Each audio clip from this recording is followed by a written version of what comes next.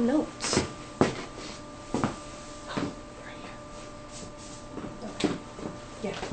You know what you're doing, right? I think so. I pressed a little button. What button? No, we're already on. Oh. See? Oh, okay.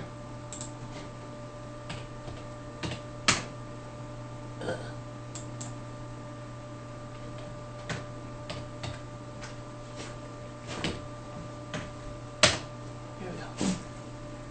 Oh, there you know it's you. Are we all set? Mm-hmm. Alrighty then. How does it look? Is it just my knees or? Oh, no, it's from about the Nia. It's from the knee up? Excellent. Alright. Hi guys! We are back from Yule break, and as you can see I have a fantastic fox hat. This is what I got for the ambient winter holiday. I also got this lovely cold you hear in my voice, which actually relates very well to the rune we're talking about tonight, which is Kenaz. Kenaz has a variety of different meanings. In the Old English rune poem, is it the Old English? I'm a little fuzzy on which poems are what now, but I think it's the Old English poem that talks about it as a torch. And this is the meaning that most esoteric authors like to focus on. But in the other two rune poems, which I believe are the Icelandic and the Norse, I could be mixed up. I know one of them talks about it as a torch and the other two talk about it as a sword, but I'm a little fuzzy on which one's which. But the other one talks about it as a sword, as the bane of children, which sores and various other skin-eruptive ailments are more common in children and have a tendency to be a lot more fatal. And this is what this rune talks about. So, to start off with a torch, torches were generally made of pine or fir. The most common way to do this would be just to take a pine branch right off a pine tree and it would still have all that sap on it. And it would be that sap that would be the very flammable part, and so they would just set that on fire, and there you go, torch. And so from this you get, obviously you get a very rudimentary firebrand. You got the fire to walk around with. Fire represents warmth. It's a light, it's a beacon. It's also a protected environment. Nobles, back in the days when runes were actually a writing system, would take candles and put them in their windows to protect their homes from evil spirits. This is also, the Norse would also use a torch and walk around their land and use it as a claiming. So it has a lot to do with home and the hearth. And then you also have the hearth fire, which is very important. And with that also comes the idea of hospitality, of welcoming people into your home, making them warm and welcome, and you do that by bringing them in and having them sit next to the fire. This is especially true here in the Northern Hemisphere during this time of the year. It's very cold out. And right in the holiday season, we get a lot of this hospitality, so this is very relevant to the time period. We also use fire during ritual, and we can use it to walk around and claim the space. So we also get an echo of that claiming of the space using fire in our modern practices. So feel free to say something in the chat if you guys actually do that. How are we doing in there? Any fun comments yet? They like the hat. Oh, yay! Thanks, guys. The bus driver likes it too when I come in. We've also talked about how it's warding in defense. We talked about the candle in the window. Fire is also something that scares animals. So many people would also have those fires, the bonfires, on the outside perimeter of their camps, and it would keep animals from coming in. It's something that we do differently than animals, so you have a tendency to be a little bit more curious about fire and want to make it instead of running away from it.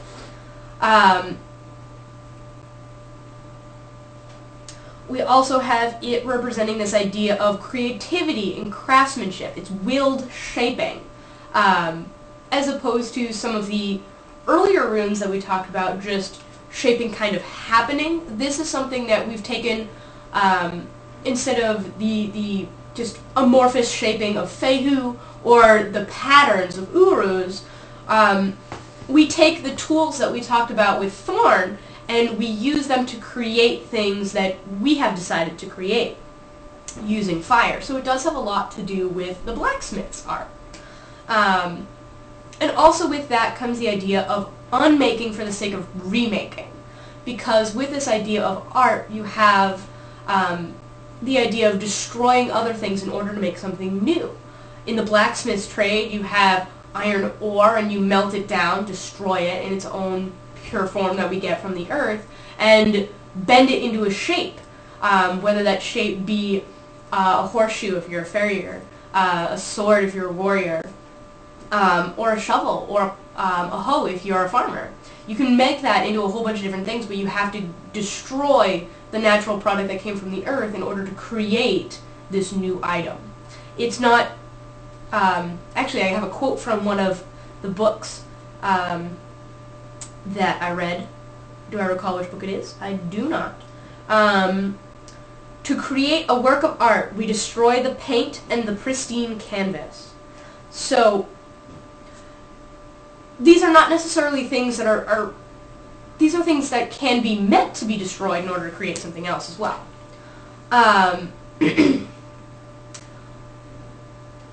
So with the, also with this idea of light, we have the idea of knowledge. We have the phrase in our language to shed light upon.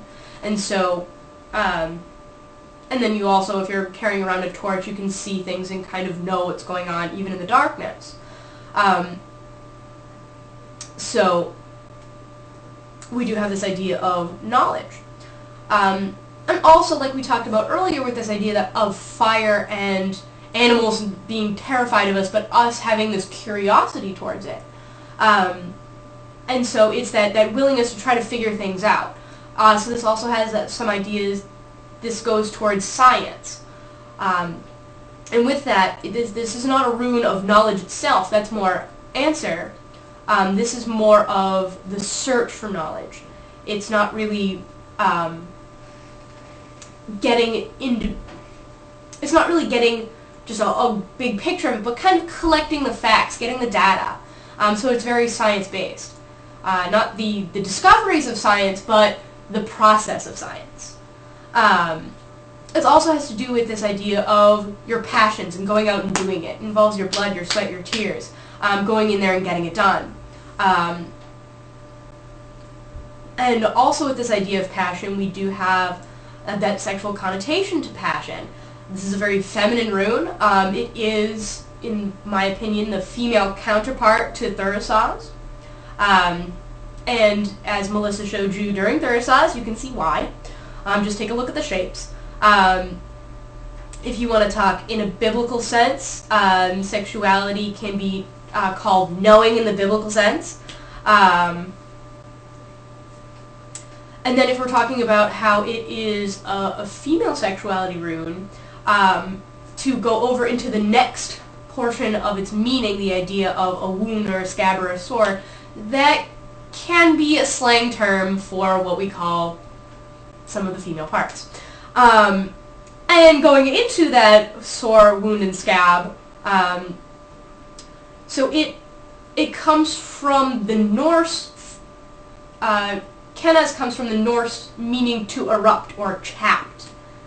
And so this idea of this coming forward from your skin, coming forward from the inside, is this idea of this has a lot more to do with boils, and it does have, again, with the heat, because any of these particular ailments that we're talking about does have this heat property to it, so it would also have fever. And in the reverse sense, it would also have to do with getting rid of those infections through, for example, cauterization, and many early peoples believed that you could purify something using fire, such as passing it through the flame in order to, which you can actually do, like passing a needle through the flame in order to sterilize it before you pierce your ears. Don't do that. or passing it through the flame in order to purify it for ritual, for example.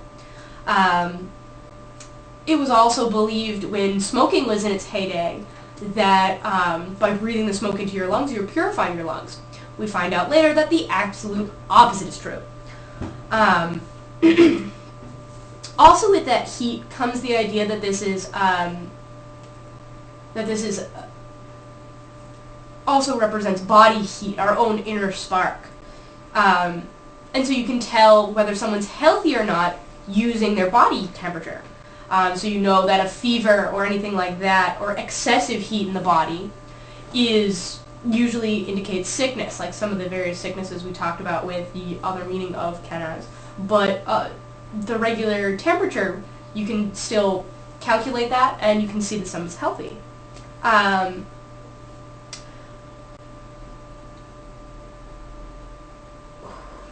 So we also have, in a scientific sense, this would be any exothermic reactions, exo meaning throwing heat, getting rid of heat. So it's a lot of putting that out there into the universe. A lot of the authors that I read talked about cremation. I know most people are probably very familiar with the idea of Viking cremations, where they put the body inside the little boat and they send the boat off and they shoot flaming arrows at it and then engulfed in fire. And then there's also the pyre, which is a very traditional way of getting rid of a body. And that's something that that is related to Kenaz as well. I'm a little so-so on that one, but everybody seems to automatically relate that one to it. Well, I guess I can see it if you're destroying that body in order to, like, ashes become fertilizer, so I guess that would be destroying something to create something new. I guess that makes sense. Alright, so unless there's any questions out there, or questions, comments, anything that anybody would like to share, I'm probably just going to go on to the associations that Kenaz has. Are we good? Alright. So it's related to the gods Heimdall, Freya, and Frey. Its polarity is female, as we talked about earlier. Its number is 6, and this has to do with harmony, beauty, nurturing love, marriage, family, responsibility. So again, it has to do with that female sexuality. Because mostly female sexuality is kind of put into that realm of the hearth and the home. Its color is light red, not necessarily with that same outgoing passion, very, very go out and get it, as the male passion. So it's a little bit softer, a little bit more reserved, female kind of red. Light red could also be called pink. Its healing properties are for cysts, ulcers, abscesses, boils, and fevers. Anything that creates an eruption in your skin or is hot in your skin, pretty much. Its astrological correspondence is with Aries, and the reason for that is because Kenaz is actually associated very strongly with a specific date, the vernal equinox, when spring is coming and everything is just coming to life, and various springtime things like that. And so that's actually the first day of Aries, which is the only reason I can see it corresponding. There is a laundry list of tarot cards that are associated with it. The traditional one is the Chariot, but more recent sources go more with the High Priestess for that. We also have the Sun and the Hermit. Its element is fire, very obviously. Its planets are Mars, Venus, and the Sun. We also have a laundry list for the gems. We've got bloodstone, flint, fire agate, fire opal, and garnet. I'm so-so about garnet, but I can really see the associations with bloodstone and especially with flint, because flint's the stone that we use to create fire. The plants associated with Kenaz are cowslip, gorse, and wild rose. And the tree associated with it is pine. As we talked about earlier, as pine being, pine branch being the very earliest form of a torch. And that is Kenaz. Do we have anybody wanting to say anything over there?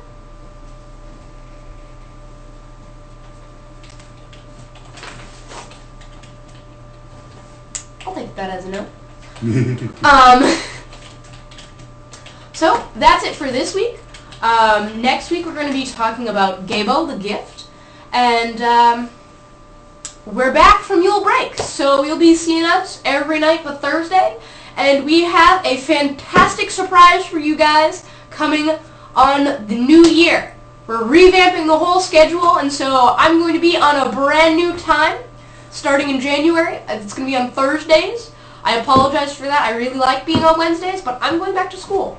So we're going to have to do this on Thursdays. I'm sorry I have to change this up on you guys, but we're going to be changing the whole schedule. There's going to be a whole bunch of new groups, so it's going to be very exciting. And Happy New Year.